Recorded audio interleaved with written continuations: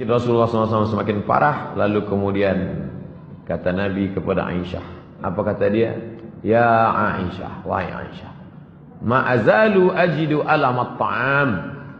Terasa di dalam sakitnya makanan yang kumakan waktu di Khaybar. Ini dalil bahwa dia mati diracun. Ini dalil bahwa dia mati diracun. Ini dalil bahwa dia mati diracun. Yang meracunnya adalah Zainab, istri Salam bin Miskam. Aisyah, aku merasakan sakitnya. Sampai hari ini kurasakan. Fahadha awan. Inilah masanya. Wajadtu inqita'a abhuri. Aku merasakan terputusnya uratku disebabkan oleh racun itu. Terputus uratku disebabkan oleh racun itu. Lalu kemudian ditutupkan kain penutup ke wajah Nabi. Ketika dia pingsan, ditutup kain ke wajahnya. Ketika dia sadar, dibukakannya kain penutup itu. Apa yang dia katakan? La'natullah 'alal yahud wan nasara. Allah melaknat Yahudi dan Nasrani. Ittakhadhu qubur anbiya'ihim masajid. Karena mereka menjadikan kubur nabi mereka sebagai tempat ibadah. Pesan yang tak berhenti dia katakan, jangan jadikan kuburku sebagai tempat ibadah. La yabqaina dinani bi ardil Arab. Tidak akan ada dua agama di bumi Arab. Hanya ada satu saja, Islam.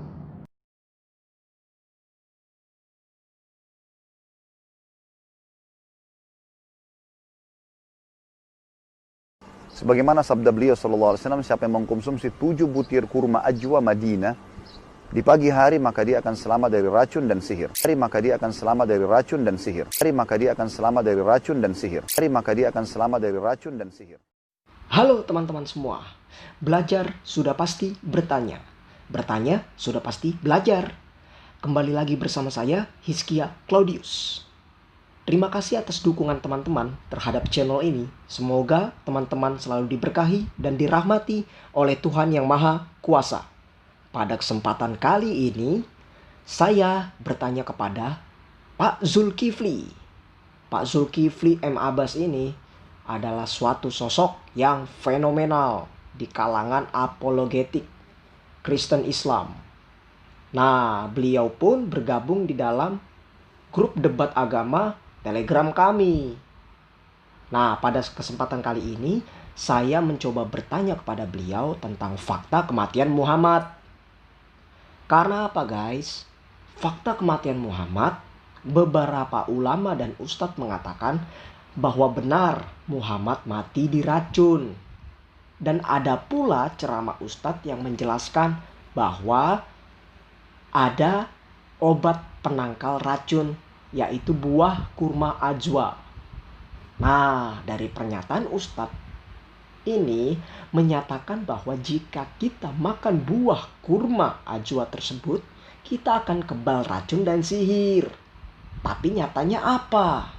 Nyatanya beberapa ulama dan ustadz berceramah bahwa Nabi Muhammad mati karena efek racun. Dan ada dalil yang membuktikan bahwa Muhammad mati di racun. Itu bukan kata saya, itu bukan pemahaman saya, tapi itu karena ceramah ustadz yang membenarkan hal tersebut. Jadi untuk lebih lanjut, yuk kita saksikan jawaban Pak Zulkifli. Let's go. Pak, Muhammad matinya diracun Pak. Gimana tuh Pak?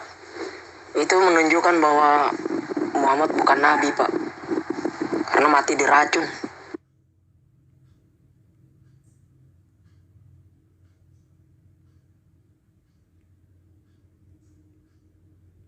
Oh, kamu itu korban pembodohan dinding orientalis barat. Mana ada orang diracun 4 tahun kemudian baru mati, ada-ada aja. Jadi maksudmu, kamu katakan Muhammad itu diracun, jadi seperti misalnya kamu ditembak nih, ditembak 2020, kena peluru betis kau tuh, masuk rumah sakit, diobatin sembuh. Tapi berbekas, 4 tahun kemudian kamu mati. Lalu kemudian muncul informasi, kamu mati ditembak. Padahal tembaknya 3-4 tahun yang lalu. Mati karena ada bekas peluru. Konyol.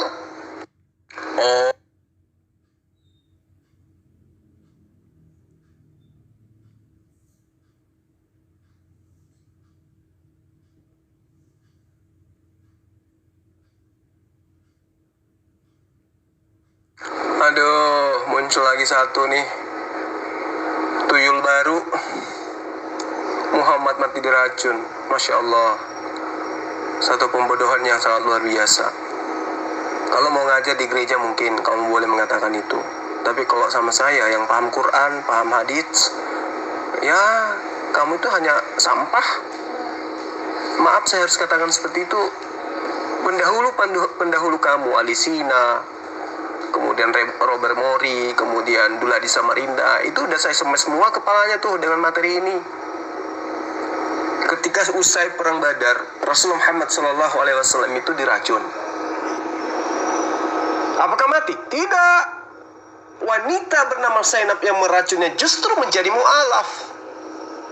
Karena dia meracun hanya untuk membuktikan dia nabi atau bukan. Ternyata dia tidak mati. Yang mati itu adalah sahabatnya yang sama-sama makan dengan beliau. Dia seketika tidak memakannya, tapi ketika dia mengatakan jangan kau makan, daging ini beracun, udah terlanjur ada yang makan. Gak lama setelah Rasulullah mengatakan itu, jatuh tumbang sahabatnya, mati di tempat itu. Rasulullah 4 tahun kemudian baru mati, kok dibilang keracunan, gimana sih? Jadi pakai otak dong dalam mengkaji sebuah informasi. Ya. Tapi ada hadits mengatakan seakan-akan aku merasakan, ya wajar. Pada saat beliau diracun, dia merasakan seperti orang yang ingin dicabut nyawanya. Yang namanya mati, tuyul. Yang namanya mati, orang keselak biji nangka, keselak cangkul, orang mati gara-gara kaget, gara-gara kejatuhan teh cicak di hidung, atau orang mati karena jantung, atau mati karena tenggelam, atau mati karena kena panah, atau kena santet. Rasanya itu semuanya sama. Rasa kematian itu sama semua. Gak ada itu rasa kematian, ada yang rasanya asin, ada yang manis, gak ada. Yang namanya mati itu sama. Paham? Jadi ketika Rasulullah minum racun, perasaan ingin mati itu dirasakan kembali pada saat dia mau meninggal yang asli. Sehingga dia mengatakan, saya kok merasakan hal yang sama seperti ketika saya minum racun, makan racun. Ya karena pada saat itu dia betul-betul mau mati. Pada saat waktu dia diracun itu baru mau mati, tapi nggak jadi. Kalau yang itu betul-betul mati, berarti apa yang dirasakan pada saat dia mau mati kala itu dirasakan lagi untuk yang kedua kalinya. Begitu tuyul cara belajarnya. Jadi kalau kamu ditembak tahun ini, 4 tahun kemudian kamu mati, lantas ada gosip mengatakan kamu mati gara-gara ditembak, itu orang sinting, orang miring yang percaya itu. Kamu ditembaknya 2020, matinya 2025. Itu tuyul gondrong yang percaya kalau kau mati ditembak. Padahal orang, kenapa kamu katakan dia mati ditembak? Itu Pak, ada bekas peluru. Itu bekas peluru kapan? 4 tahun yang lalu. Kamu ditampar sama polisi kalau kayak gitu caramu. Jadi kamu belajar dulu, kamu jangan mau dibodoh-bodohi sama pendahulu-pendahulu kamu. Belajar. Sekali lagi, belajar. Bulan ya, Rabiul Awal ya, beliau pun sakit yang terakhir yang akhirnya mengantarkan beliau kepada kematian. Sakit tersebut dijelaskan oleh para ulama disebabkan karena racun yang pernah dimakan oleh Nabi SAW tatkala perang Khaybar. Sebagaimana kita ketahui tatkala dalam perang Khaybar pada tahun 7 Hijriah, Rasulullah SAW ya diberi hadiah oleh seorang wanita Yahudiyah, dan Rasulullah SAW berhusnudzan kepada wanita tersebut, dikasih kambing, ya dihadiahkan kepada Nabi, dan kita tahu makanan ahlul kitab halal dimakan. Ternyata wanita Yahudi tadi memberi racun di kambing tersebut, terutama di zira', di bagian paha kambing yang paling disukai oleh Nabi SAW. Dia taruh racun banyak-banyak di situ. Akhirnya Nabi SAW makan dengan bersebagian para sahabat. Para sahabat makan dan Nabi juga sempat makan. Waktu Nabi sempat makan, tahu-tahu kambingnya berbicara, "Ini masmumah, saya beracun." Kata Nabi, berhenti. Sebagian sahabat sudah terlanjur apa? Makan. Sehingga akhirnya ada yang meninggal di tempat dan ada yang meninggal belakangan, dan Nabi sudah terlanjur apa? Makan dari racun tersebut, namun tidak banyak. Ya, namun racun yang sempat dimakan oleh Nabi SAW tersebut ternyata memberi dampak penyakit bagi Nabi pada tahun-tahun berikutnya. Jadi Nabi diracuni pada tahun 7 Hijriah dan beliau meninggal pada tahun 11 Hijriah. racun tersebut ternyata mempengaruhi kesehatan Nabi sallallahu alaihi wasallam. Allah kalau sudah menghendaki sesuatu, maka Allah siapkan sebab-sebabnya. Kata para ulama, Allah ingin Nabi sallallahu alaihi wasallam meninggal dengan cara mati syahid. Ya. Allah ingin Rasulullah SAW meninggal dengan kematian yang mulia, yaitu dengan mati syahid. Di antaranya dengan racun tersebut. Racun tersebut. Ya. Karena dalam hadis Rasulullah SAW berkata, "Ma zalat aklatu Khaybar tu'awiduni fi kulli amin, hatta kana hadha awanu qati abhuri."